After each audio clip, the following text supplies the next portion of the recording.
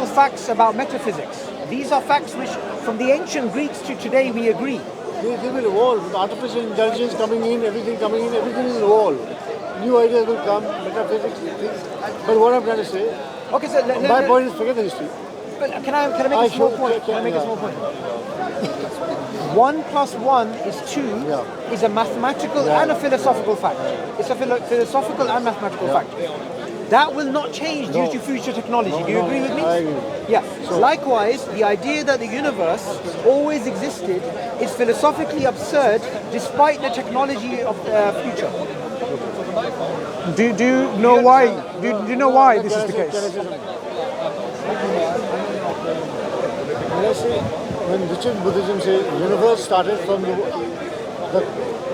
mantra, the chant Nam Meho Renge Kyo. The universe started. Yeah. If you see that, the proof for the pudding is the pudding itself. What is the pudding here? You say that word, the more times you say it, you will see the effect. Now, you will see the result in front of you right away. You think, ask for something, say the chant, and you will see the result. You go into this, and you know what I'm talking about. But the problem I have with that is every religion will claim the same thing. What? So you'll have, for example... Say for 5 minutes. No. Let's say for 5 minutes. Figure it. Okay. They don't say anything. Listen, They don't. Okay, but I just want to give you a small example. In our theology, we believe the effect of something does not lead to the truth of that thing. I'll give you an example. We as Muslims, we believe in the Antichrist. What's known as Dajjal or Antichrist in Christianity.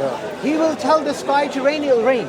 But just because he has supposed power doesn't mean he's God. So even if I say this chant of yours, it doesn't lead to the truthfulness of Buddhism. Do you see? Fair enough, then we can always contradict each other's theories. Then, no, you will have your own theory, I will have my own theory. Can you clarify one thing though? Did the universe have a beginning, start, or did it always exist? Always existed. Always was. So when you just said it had a start. No, it started from Namyo Renge Kyo. There always were different forms. At one point it started from Namyo Renge Kyo, but always was there. If it was always there, then the question of start doesn't make any sense. Time without beginning. The universe is always there. And is God that universe? Sorry? Or he's the creator of the universe, according to... the universe.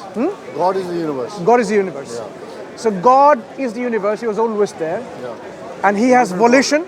Sorry? He has will. Did he will for that transformation to happen? Look, I cannot answer those questions. What he will, I'm not God. No, I'm not asking you to answer God, it. you are God. I'm asking you to answer on behalf of God's guidance, scripture, revelation. That's where this matter will be settled, right? Without any kind of dispute. So what does God say in Buddhism in terms of this issue? Does he have a will? What issue? Does God have a will? Did he will for the transformation of the universe to be like this? Did he will for the cycle of life and death and rebirth and regenerations, reincarnation? Did he will? Okay, now... or is it beyond his ability and will? Buddhism I follow hasn't gone into history specifics Talk about all this. Talk about the Buddhism you follow. Yeah, so we haven't gone into specifics all this. Buddhism I follow talks about there will be a latter day of the law, which is now, where everybody will, humans will go for each other. They will malice, hatred towards each other. Nobody will like, no love. So you got to spread the Buddhist ideas amongst people, which is saying, respect everybody around you, and greet everybody. I understand. With full Respect. But each and every person is so important for you. Fundamentally, there's a problem there. It's like, with no disrespect to Tablighi Jamaat, right? You can have a program of reform of some kind, of reform, bringing people in the masjid, bringing people in, and no enmity, no hatred. But fundamentally, you have to deal with some fundamental questions. The question I asked you about, does God have a will? Did he will this universe to have a cycle of life and death, rebirth and regenerations and so on and so forth? Or is that beyond him? Did he apply the karma in this universe? Or karma is independent of him? Oh, interesting. That's a good question. Yeah, good question. Well, karma, look, like I said, I haven't gone into specifics of how the universe came into the birth and all that stuff. That Nitin Darshan doesn't talk about that. So it's not really a guidance for humanity. It's only solving a particular, it's only trying to solve certain aspects of human problem, which is people are having greed and enmity and hatred and fire. Sorry to interrupt. His question, I think, is very important. Could you just rephrase that about karma? Yeah. Because in Hindu, Sanatan Dharma, in Sanatan Dharma, answer that question. I can't. yeah, in Sanatan Dharma as well as in Buddhism, the idea is there's karma there. The karma is some kind of a law that exists in which what you sow is what you're going to reap. Yep. So whatever you do, you will see the consequence. I'm saying, where did that law come from? Did this law exist independently? We're talking about law, remember? Is this law applied independently without an applier? Someone who applies it? Is it independent of God? Is God independent of karma, or did he instill and instigate the law of karma? Buddhism and Hinduism, as far as I know, doesn't talk about God applying and instigating and karma. Karma, I'll answer the question. Karma. Buddhism says, like God is in everybody. We create our own karmas every day. I walk out of my house, how I speak to you, I shun you. When you talk to me, I say, sorry, I gotta go away. That's my karma. I ignored you, I shunned you. That's a bad karma. So when you say that Namya Rangi of the chant, you remove the bad karmas in this world, opens the path for you, spiritual path for you to move ahead. I will study a lot. I won't be able to go through my exams. The other guy next to me sitting will study a bit, but he gets through faster than me. Why? So his karmas are working for him. Mine are not. The spiritual, again, yes, spiritual is through Islam. You're explaining the process. I'm trying to understand the principle behind the process. For example, we have something called the laws of entropy. One second. Okay, one second. I have 5 minutes. If you don't No mind. problem. I'm sorry. I will leave in 5 minutes. No problem. So If you come back again, we can continue the discussion. Yeah. No problem. I've been coming here for many years, so I expect to come in future if God gives me the health and the life and so on. So right. Definitely, why not? No problem, Aditya. So there is something called the laws of entropy. Everything goes towards disorder. Now, it's something that we have to ask. Where does that law come from? Why is there this law that everything is going to disorder? Who put it there? Just like we have in our cells, I was speaking to a gentleman earlier called Peter, programmed cell death. In our DNA, there's a program that cells should die. It didn't just happen. Cancer. There is a program that is there. Cancer. A program by a programmer, a designer. So if there is a law of karma, is God the one who instigated or applied? Because Hinduism, as far as I know, Sanatan Dharma, as well as Buddhism, they don't talk about where karma comes from, who is the one in control of karma. That's the problem. In Islam, Aditya. we are. No. I'm saying the principle. The laws of physics, for example, where did they come from? I'll get your point. No, Aditya. I'm asking that question. No, listen to me. Listen to me. The laws of physics is there being applied in this world. Yeah? The laws of physics are being applied.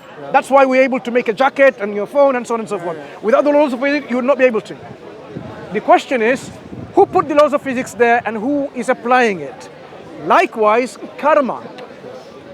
Do you have anything from the Buddhist scripture saying, I am the owner of karma, I am the designer of karma, I am the one who put the karma as a law? I get your point. I get your point. I get your point. And the consequences. And the consequences, yeah. Consequences, you know, the in Buddhist scripture what says, there's no one person who's saying that. Buddha is not sitting there, I'm the one who's starting. Karma is in you. You are the one creating your karma every day. Every minute, every time. He says, don't take me as God. Can I stop doing the karma? Let me finish that. He says, don't take me as God. Okay. You are better than me. God is God. You will discover yourself. Don't go by what I say. Fine. Don't read my scriptures. Follow. How did I come into being? Because I discovered it myself. You are better than me. Work at it. You will discover better than me and you will be better than me. Can I stop applying karma and say karma law doesn't exist? Sorry? Can I go against karma? Why not? You can. So the karma is not You can go against him by doing all the wrong things in the world. No. If I do wrong, Yeah. my consequence is not going to be good, right? Definitely not. That's the law of karma. That's- Now, can I stop that law of karma Like someone does wrong and nothing happens to him. Good things happen to him. The opposite. I don't believe that should happen.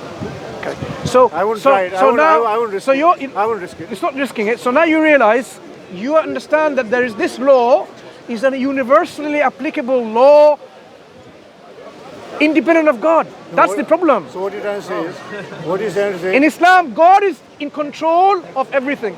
He is the one who gives laws and puts laws and applies laws. So when you say karma, so if I go murder somebody, nothing will happen to me. That's what you're trying to say. Worst case scenario. If I'm a thief, I'm a murderer, I'm a dacoit, you know. But in your next life, something will happen to you, right? Huh? You can get away in this life. No. This life. Buddhism says this life now. You will get the consequences. You will get consequences. What you do? Nothing. Forget about the next life. So every murderer is punished. In this life. We see many murderers not being punished. So Buddhism has a theology which is not really practical, because there are many criminals, they commit crimes and they get away with it and they die like kings and wealthy and rich. It's reality. There are many Brazilian drug lords, they kill so many people and no one can touch them. We don't know what kind of life. And they have a nice retirement. What sickness they have, what ailments they have. No, they're just like... Family problems they Can I have. just say one thing? Family suffering, wives, children attacking each other. You know, Newton's laws, Yeah. we can use them, we can harness them to go to the moon or do different things, design vehicles. He's asking, where did the laws come from? You just keep... I know, though. Yeah. I got this point. I'm saying, again, I've answered that 3-4 times also. Again, last time, before I leave, I'm going to answer. Because yeah. Buddhism doesn't Leave when speak- you have to, right? We're not stopping you. Leave when you have to. Darshan doesn't speak about where it came from. I mean, I don't know. It doesn't speak about that. Buddhism speaks about Hinduism speaks about it, which resulted in Buddhism. And Buddhism came to India, went away from India. Then this guy in Japan started teaching Darshan. So he doesn't speak about Rig Veda, speak about, he says, came from Shiv, God, came from Ram, Bhagwan, you know, whatever. But you know, I think the issue here is theology comes before ethics. You are trying to speak about ethics without theology. You're talking about different aspects. They're linked to each other. Yeah, you're talking about different aspects, I'm talking about different aspects. So that's why... No, but we're saying your aspect, our friend, is missing the background information. I've told you that. I've given you the background information. Christian Darshanik came from Buddhism. Buddhism came from Hinduism. Hinduism came from Vedas. Vedas answer this question for you. So Veda does not even answer the question who created this universe. it does. If you read It does. no. I can Shiv God. No. Vedas say, Hinduism says that. in the Rig Veda, there's a shloka, very clearly, mantra shloka. It tells you about the universe, who created, is it created by God? It says, who knows? It's an agnostic position. It doesn't tell you God created it. And that's why a person of critical thinking will say Vedas cannot be from God, cannot be a divine guidance. You know what Hinduism believes in? I've come from there right now. That's my past, is gone, finished. I know Islam says that or not. Hinduism says that. I walk, what is over is done. What is important is now. What's going to ahead, future nobody knows. They're good, bad, ugly, anything. Think, focus on your present, what's happened is happened. So they don't talk about the past. They will tell you about the past. The past has nothing to do with... Whence, I'm going to read the scripture of Veda. Whence all creation had its origin. And then can you leave, yeah? The Creator, whether He fashioned it or whether He did not, the Creator who surveys it from highest heaven, He knows, or maybe He does not know. That's the Veda. Okay, my friend. Let's not read each other's, because you have your own view, I have my own view. No, I'm just explaining to you the scripture. Some Islamic issue. You won't believe that also. Anyway, Aditya, I don't want to keep any longer. Thank you, sir. Have you read the Quran? Huh? Have you read the Quran? It's worth reading the Quran. No, I haven't. Quran is not a book of philosophy. It's a complete guidance. Like when I asked you about in your darshana, it has some aspects. The Quran, complete aspects. Thank you. Now, you want to read the power Nam Meho Renge Kyo? You want to read about that? Tell me. I'll tell you something. I won't read it because in my religion it teaches me not to take on the practice of another, but I want to read where it came from. We appreciate And good what's things the in other evidence? scriptures. Buddhism doesn't say not to practice. It says you can practice what you want. I'm a Hindu, but I can believe in Buddhism. I can practice. My Muslim and Christian friends also do Buddhism. Buddhism has nothing in common with nobody. It's not a religion, by the way. It's a faith. Buddhism is a faith. But Islam excludes other practices. It's different. Yeah, it's a religion. Islam is a religion. Yeah. End of all, the first step is religion. From there, spirituality is the most important thing. Spirituality where you don't believe in. This takes you to the path of spirituality. I think that's a false dichotomy. I You think they're linked. don't believe in that? No, I believe there's a false dichotomy Buddhism between is spirituality and spirituality. religion. Islam has spirituality as well the practical aspects of our life. Both. Yeah. But Islam is a stepping stone to spirituality. No, That is, Islam incorporates. Read about it, my friend.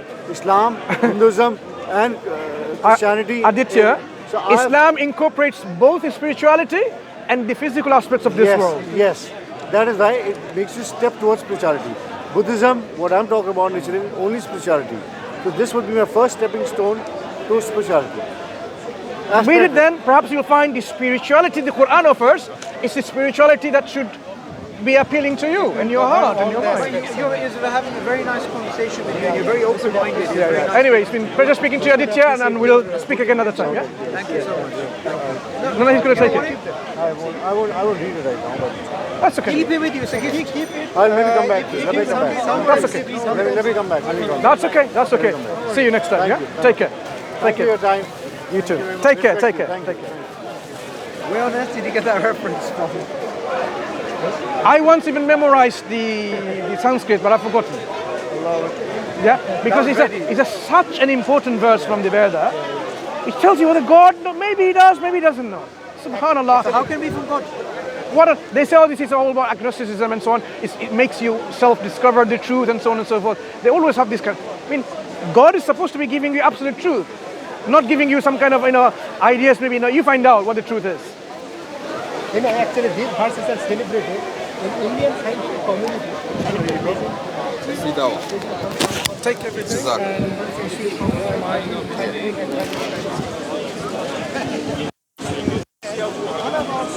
He was a Buddhist. Yeah.